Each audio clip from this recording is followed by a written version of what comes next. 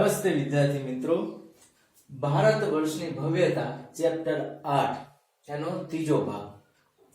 આ પહેલાના ભાગમાં આપણે ભારતના જે પ્રાચીન સમયમાં જે લોકોનું ગ્રામીણ જીવન હતું એના વિશે ચર્ચા કરી. ગ્રામીણ જીવનમાં લોકોનું જીવન કેવું હતું, એમાં મોટા ભાગના જે સરપંચ કહેવાય છે, ગામનો વડો, એમાં ગ્રામ ભોજક હતો. એ બધું આયોજન કરતો, કરવેરા ઉઘરાવતા, વિવિધ પ્રકારની પ્રવૃત્તિ કરતા, લોકોનો પહેરવેશ, લોકોની જે કઈ પ્રવૃત્તિ છે એના વિશે આપણે ચર્ચા કરી. બે પ્રકારના વસ્ત્રો પહેરે છે, એવી બધી વિવિધ પ્રકારની ચર્ચાઓ કરી. હવે લોકોના જીવન ઉપરથી આપણે એ લોકો પોતાના સમયમાં બીજું ઘણું બધું પણ કામ કરતા, ખેતી સિવાય પણ. એ કલા છે, એટલે કે પ્રાચીન ભારતમાં જે કલા એવી વિકસી હતી, જેને ઇતિહાસવિદો આ કલાને બે ભાગમાં વહેંચે છે. જે કલા પ્રાચીન ભારતમાં જોવા મળી એને ઇતિહાસકારો જેને પુસ્તકો લખ્યા છે, જેનું સંશોધન કરે છે, એવા ઇતિહાસવિદો બે ભાગમાં વહેંચે છે: લલિત કલા અને નિદર્શન કલા. આવા બે ભાગમાં એ કલાને વહેંચેલી છે. તો સૌપ્રથમ લલિત કલામાં ચિત્ર, સાહિત્ય, સ્થાપત્ય, સંગીત, માટીકલા વગેરેનો સમાવેશ થાય છે. તો કે લલિત કલા શું છે, કે લલિત કલામાં શું આવે? તો લલિત કલામાં શેનો સમાવેશ થાય? તો લલિત કલા હોય એને કહેવાય જે ચિત્ર દોરતા હોય, પેઇન્ટિંગ, ચિત્રો, સાહિત્યોની રચના કરતા હોય, સ્થાપત્ય, જે મંદિર છે વિવિધ પ્રકારની મૂર્તિ બનાવીને સ્થાપત્ય કરવું, સંગીતના શોખીન, માટીની વસ્તુઓ બનાવવી, આ બધું જ લલિત કલામાં આવે છે. જ્યારે નિદર્શન કલામાં નૃત્ય અને નાટકનો સમાવેશ થાય છે.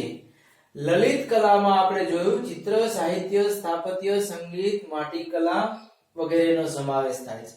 એવી રીતે નિદર્શન કલામાં નૃત્ય અને નાટકનો સમાવેશ થાય છે. જે વિવિધ પ્રકારના નૃત્યો કરવામાં આવે છે સ્ટેજ ઉપર, અને નાટકો ભવાઈ જે ભજવામાં આવે છે, એનો સમાવેશ નિદર્શન કલામાં થાય, એટલે કે જોઈને સમજી શકાય એવી કલા. તો સૌપ્રથમ આપણે ભારતમાં સાહિત્યનો વારસો, એવી રીતે કલાઓનો વારસો થયો, એવી વિવિધ પ્રકારના સાહિત્યો પણ બન્યા છે, લખાણા છે. એ સાહિત્યો વિશે અહીંયા ચર્ચા કરવાની છે. તો કે ભારતીય સાહિત્ય ધાર્મિક, ધર્મેતર અને વિદેશી મુસાફરોના વર્ણનો એમ ત્રણ ભાગમાં વહેંચાયેલું છે. જેવી રીતે પ્રાચીન ભારતમાં કલા છે એ ઇતિહાસકારોએ એને બે ભાગમાં વહેંચેલી, લલિત કલા અને નિદર્શન કલા. એવી રીતે ભારતમાં સાહિત્યનો પણ વારસો જોવા મળે છે. તો કે સાહિત્યો પણ વિવિધ પ્રકારના લખાણ. તો કેવા પ્રકારના? તો કે સાહિત્યો ત્રણ પ્રકારના લખાણા: ધાર્મિક, ધર્મેતર અને વિદેશી મુસાફરો દ્વારા. ધાર્મિક એટલે ધાર્મિક પ્રવૃત્તિ વાળા, જે ધાર્મિક પ્રવૃત્તિને લગતા હોય એવા સાહિત્યો. ધર્મેતર એટલે ધાર્મિક પ્રવૃત્તિથી વિરુદ્ધ, એટલે કે જેમાં ધાર્મિક પ્રવૃત્તિ સિવાયના જે પુસ્તકો છે એટલે ધર્મેતર. અને વિદેશી મુસાફરો એટલે કે વિદેશી મુસાફરો ભારતમાં આવ્યા અને આવીને ભારતના રાજાઓ, પ્રજાઓ અને ખેતી, વિવિધ કલાઓ વિશે જે પુસ્તકો લખ્યા, એ વિદેશી મુસાફરોએ પણ ઘણા પુસ્તકો, સાહિત્યો લખ્યા છે. એટલે આવી રીતે ત્રણ પ્રકારના, કેટલા, ત્રણ ભાગમાં આ આપણો સાહિત્ય વારસો વહેંચાયેલો છે. એમાં સૌપ્રથમ આપણે ધાર્મિક સાહિત્ય વિશે જોશું. તો કે ભારતના સૌથી પ્રાચીન ધાર્મિક સાહિત્યમાં વેદોનો સમાવેશ થાય છે.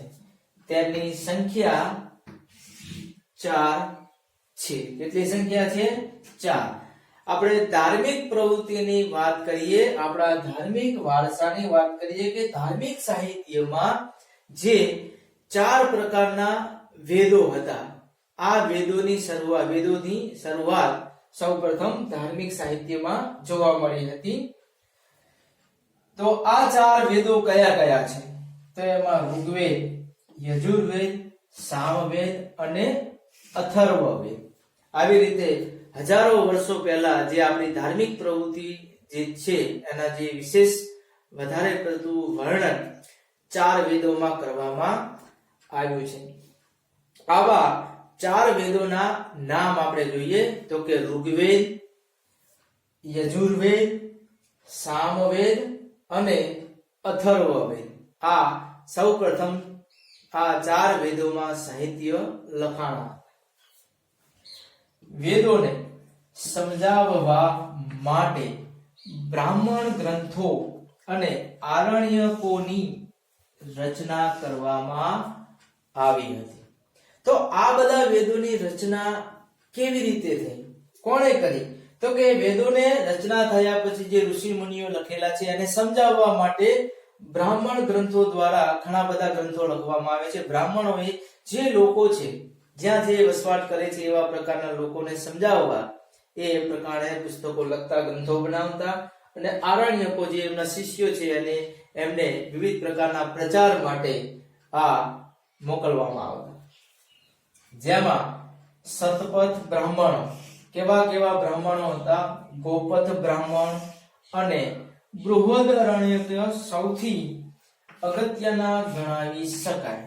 તો એમાં કેવા કેવા બ્રાહ્મણો અને આરણ્યકોએ આ વેદોના પ્રચારમાં એને સમજાવવા માટે લોકો સમક્ષ રજૂઆત કરી હતી? તો કે સતપથ બ્રાહ્મણ, ગાપથ બ્રાહ્મણ અને આરણ્યકમાં બૃહદ આરણ્યકની જે સૌથી મહત્વની ભૂમિકા રહી હતી.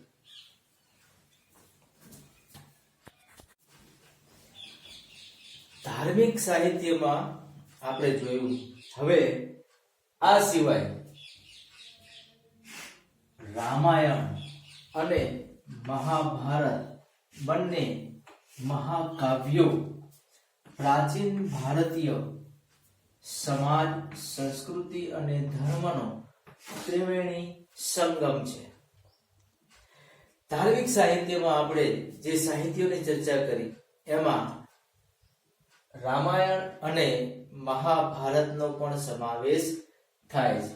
આ બંને મહાકાવ્યો સર્વશ્રેષ્ઠ મહાકાવ્યો છે, જેની અસર સમાજ ઉપર, સંસ્કૃતિ અને ધર્મનો આ ત્રિવેણી સંગમ એ મહાકાવ્યમાં જોવા મળે છે.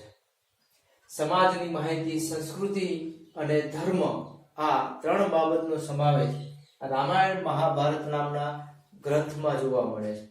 જેના ફિલ્મો, સિરિયલો પણ તમે ઘણી બધી જોઈ હશે, એટલે તમે રામાયણ મહાભારતથી માહિતગાર હશો. તેમાં સામાજિક જ્ઞાન, જે સમાજમાં પ્રવૃત્તિ, જે રીત રિવાજો એના વિશે જોવા મળે છે, સંસ્કૃતિ જે જોવા મળે છે એ સમયની, અને ધર્મનો જે સમાવેશ એમાં થયો છે કે ધાર્મિક પ્રવૃત્તિ, એ ત્રણેય વસ્તુ રામાયણ મહાભારતમાં જોવા મળે છે. તો કે વેદ વ્યાસ રચિત મહાભારત જય સંહિતાથી ઓળખાતું. તો કે મહાભારતની રચના કોણે કરી છે?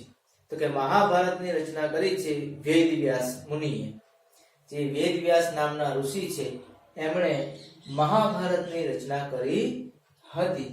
પણ આ પ્રાચીન કાળમાં એને જય સંહિતા નામથી ઓળખવામાં આવતું.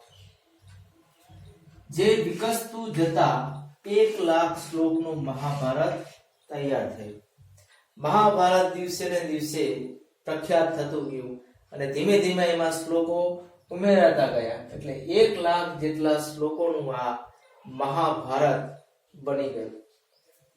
તે જ રીતે વાલ્મીકી રચિત રામાયણમાં ભગવાન શ્રી રામની કથા ની સાથે આદર્શ સમાજ જીવન અને નૈતિક ધોરણોનું ચિત્રણ થયેલું જોવા મળે છે.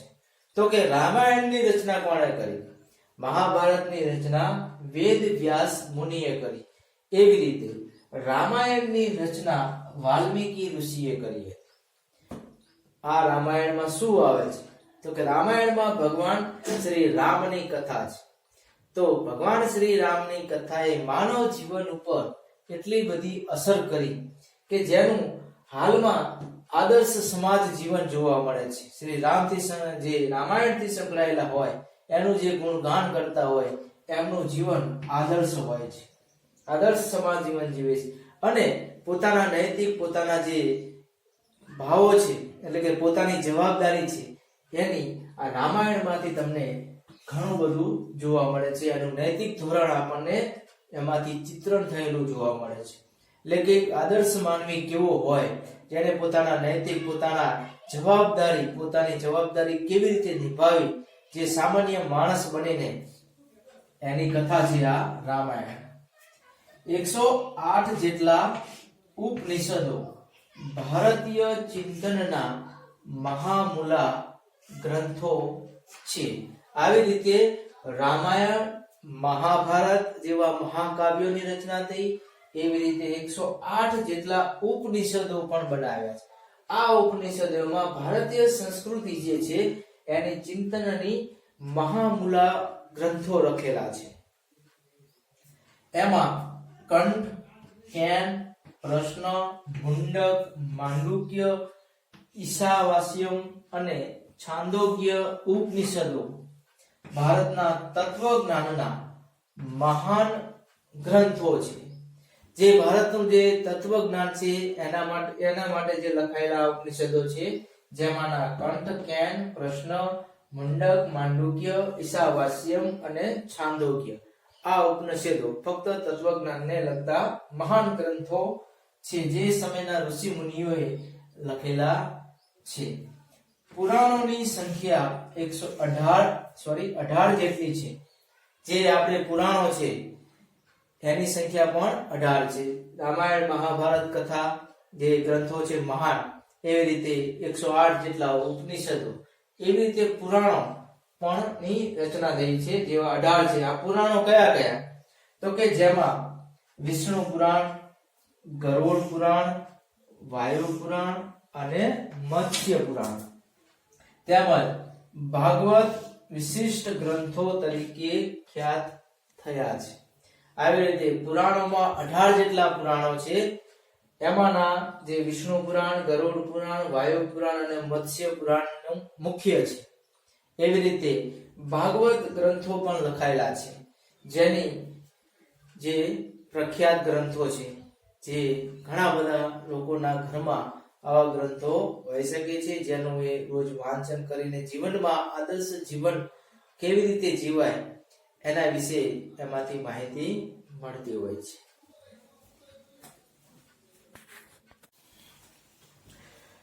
સાહિત્યમાં રામાયણ, મહાભારત વિશે ચર્ચા કરી આપણે. 108 ઉપનિષદો છે, 18 જેટલા પુરાણો છે.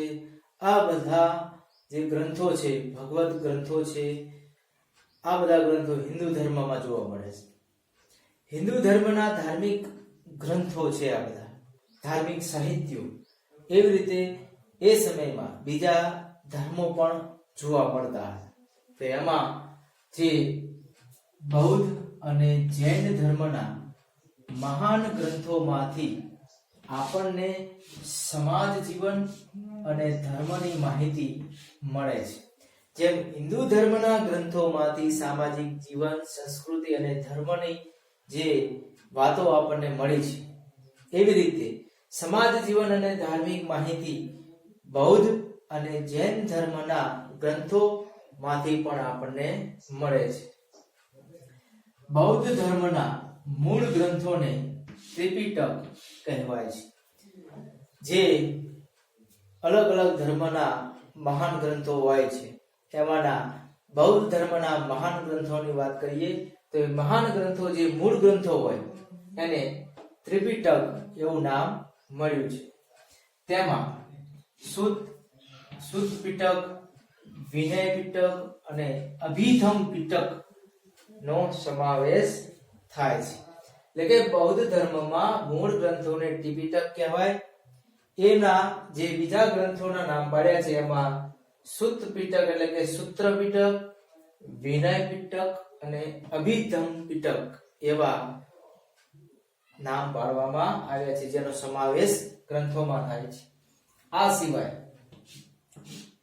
જાતક કથાઓ, દીઘ નિકાય, અંગુત્તર નિકાય અને મજ્ક્ધિમ નિકાય નો પણ સમાવેશ થાય છે. આ સિવાય બીજા પણ ગ્રંથો છે, જેમાંના જાતક કથાઓનો સમાવેશ એમાં થાય છે, જેમાં દિગ્નિકાય, અંગુત્તર નિકાય અને મજ્જિમનિકાય એવી કથાઓનો પણ સમાવેશ થાય છે. નાગસેનનું મિલિંદ પાનહો અને આર્ય મંજીષી શ્રી મૂળ કલ્પ અગત્યના બૌદ્ધ ગ્રંથો છે. જે લોકોએ વધારે આવકાર્યા હોય એવા ગ્રંથો જે નાગસેને બનાવેલા છે. મિલિંદ પાનહો અને આર્ય મંજીષીએ શ્રી મૂળ કલ્પ અગત્યના બૌદ્ધ ગ્રંથો જોવા મળે છે. તિબ્બત ભાષામાં બૌદ્ધ ગ્રંથની કઝાર અને તુંજર એવા બે સંહિતા પ્રસિદ્ધ છે. એવા જે સંહિતા તરીકે ઓળખાયા છે એવા તિબ્બત ભાષામાં બનેલા છે કઝાર અને તંજર જે સંહિતા જે પુસ્તકો બૌદ્ધ ગ્રંથના છે એ પણ પ્રસિદ્ધ છે. જાતક કથાઓમાં દિગ્નિકાય, મજ્જિમનિકાય જે બૌદ્ધ ગ્રંથો તરીકે પ્રખ્યાત છે. આ ઉપરાંત બૃહદ કથા, હરિવંશ પુરાણ, વાસુદેવ વિડી, સિદ્ધહેમ શબ્દાનુશાસન, ત્રયાશ્રય અને કીર્તિ કૌમુદી મુખ્ય ગ્રંથો બૌદ્ધ ધર્મના છે.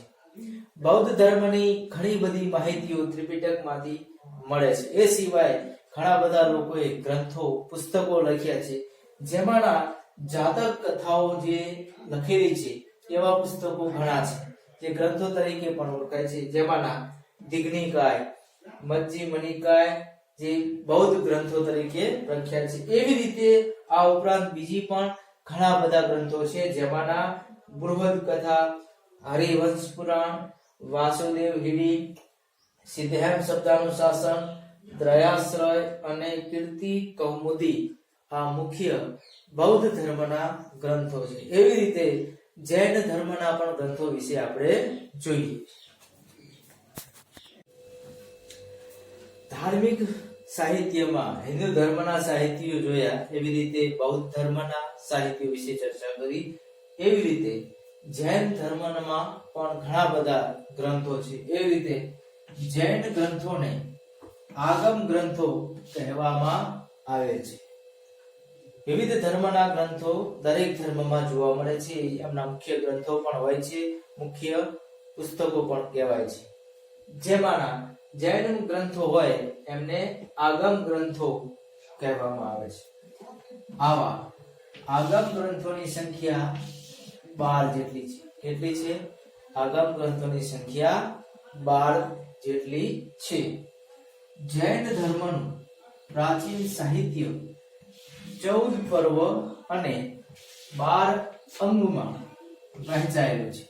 જૈન ધર્મનું જૂનામાં જૂનું જે સાહિત્ય છે, જે ગ્રંથ છે આગમ ગ્રંથ, એ 14 પર્વ અને 12 અંગમાં વહેંચાયેલું છે.